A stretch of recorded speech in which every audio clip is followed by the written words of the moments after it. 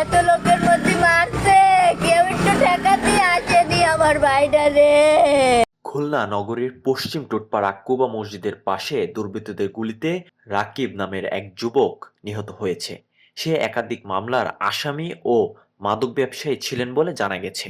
ঘটনাটি বৃহস্পতিবার রাত 10টার দিকে নগরীর লবণচড়া থানাধীন মধ্যম হরিণটানা থানার শিশুবাগান এলাকায় ঘটেছে। নিহত যুবক লবণচড়া থানাধীন ৮০ বিঘা এলাকার বাসিন্দা আনোয়ার হোসেনের ছেলে।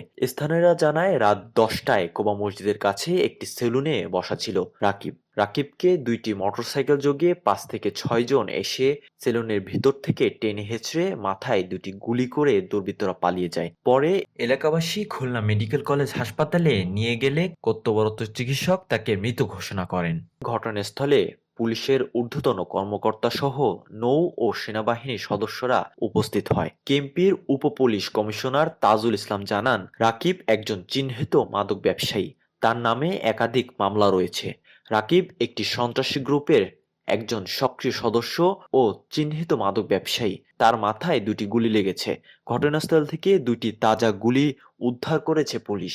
তো আমরা এই ঘটনার সঙ্গে যারা জড়িত আছে আমরা তাদের নাম কিছু পেয়েছি এবং আমাদের টিম অলরেডি ফিল্ডে কাজ করা শুরু করেছে এবং আমরা এই ঘটনার সঙ্গে যারা জড়িত আছে আমরা ইনশাল্লাহ এদেরকে অ্যারেস্ট করতে সক্ষম হব। মাদক ও আধিপত্য বিস্তারকে কেন্দ্র করে এই গুলির ঘটনা ঘটেছে বলে জানান তিনি। আশরাফুল আবিদ, সময় খবর, ডেস্ক রিপোর্ট।